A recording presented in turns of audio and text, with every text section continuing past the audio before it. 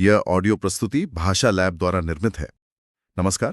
आज हम बात कर रहे हैं स्वयं प्रकाश जी की एक बहुत ही चर्चित कहानी नेताजी का चश्मा पर। ये पाठ्यपुस्तक का एक अंश है और हम कोशिश करेंगे इसकी गहराई में उतरने की।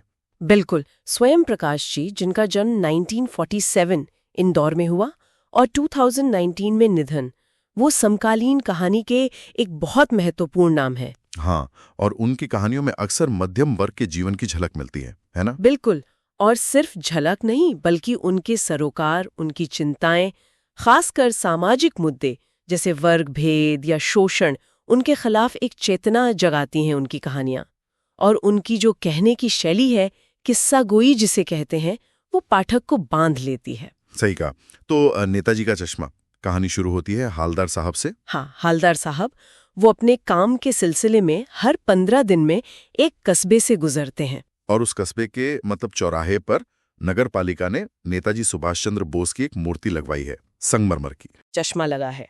ये देखते ही थोड़ा अटपटा लगता है, ध्यान खींचता है। और हालदार साहब देखते हैं कि हर बार जब वो आते हैं तो चश्मा बदला हुआ होता है, कोई भी मोटे फ्रेम का, कभी तार वाले फ्रेम का। हाँ, ये देखकर उनको बड़ी उत्सुकता होती है कि भाई ये कौन कर रहा है। तो वो पूछते हैं पान वाले से, जो वहीं चौराहे पर पान लगाता है, और वहीं से बात आगे बढ़ती है। हाँ, पान वाला बताता है ये सब कैप्टन चश्मे वाला करता है। कैप्टन नाम सुन के तो लगता है कोई रिटायर्ड फौजी होगा, है ना? हाँ बिल्कुल, यही हालदार साहब भी सोचते हैं। लेकिन पान वाला बताता है नहीं, वो तो एक बूढ़ा सा, मरियल सा, लंगड़ा आदमी है, फेरी लगा के चश्मे बेचता है। अच्छा, तो वो क्यों करता है ऐसा? उसे नेताजी की मूर्ति बिना चश्मे के अच्छी नहीं लगती। पान वाला कहता है उसको लगता है जैसे नेताजी को असुविधा हो रही है, तो वो अपनी छोटी सी दुकान में से एक फ्रेम निकालकर मूर्ति को पहना देता है। कमाल है, मतलब अपना एक छोटा सा योगदान। और अगर कोई ग्राहक आ गया और उसको वैसा ही फ्रेम चाहिए जैसा मूर्ति पर लगा है, तो कैप्टन मूर्ति से वो फ्रेम उतार लेता है। पान वाला बताता है शायद नेताजी से माफी भी मांगता होगा और फिर ग्राहक को देकर मूर्ति पर दूसरा फ्रेम लगा देता है। वाह, ये तो सचमुच की देशभक्ति हुई, अपने तरीके से, बहुत खामोशी से। बिल्कुल। लेकिन दूसरी तरफ देखो, वही पान वाला वो मजाक उड़ाता है कैप्टन का। हाँ, वो कहता है वो लंगड़ा क्या जाएगा फौज में, पागल है, पागल। ये सुनकर हालदार साहब को बहुत बुरा लगता है। सही बात है। और यही कहानी का द्वंद्व है। एक तरफ कैप्टन की इतनी गहरी सच्ची भावना और दूसरी तरफ समाज की उदासीनता या कह लीजिए मजाक उड़ाने की प्रवृत्ति। किसी की सच्ची भावना का ऐसा मजाक, ये चीज सोचने पर मजबूर करती है। बिल्कुल। और ये भी सोचिए, मूर्तिकार ने चश्मा क्यों नहीं बनाया? क्या वो भूल गया या ये व्यवस्था की लापरवाही का प्रतीक है? हाँ, ये भी एक पहलू है। शायद ये दिखाता है कि हम कैसे अपने नायकों के प्रति कभी-कभी लापरवाह हो जाते हैं। और कैप्टन जैसे लोग जो अपने छोटे छोटे कामों से उस सम्मान को जिंदा रखते हैं, उन्हें समाज या तो समझ नहीं पाता या फिर जैसा पान वाले ने किया, मजाक का पात्र बना देता है। हाँ, अगर हम इसे आचार्य रामचंद्र शुक्ल जी के देशभक्ति वाले निबंध से जोड़कर देखें, उन्होंने कहा था कि सच्ची देशभक्ति दिल से होती है, सहानुभूति और जुड़ाव से। बिल्कुल, कैप्टन का नेताजी से वही दिली जुड़ाव था, वो कोई दिखावा नहीं कर रहा था। कहानी में फिर एक मोड़ आता है जब हालदार साहब को पता चलता है कि कैप्टन मर गया। हाँ, वो बहुत उदास हो जाते हैं, सोचते अब कौन मूर्ति पर चश्मा लगाएगा।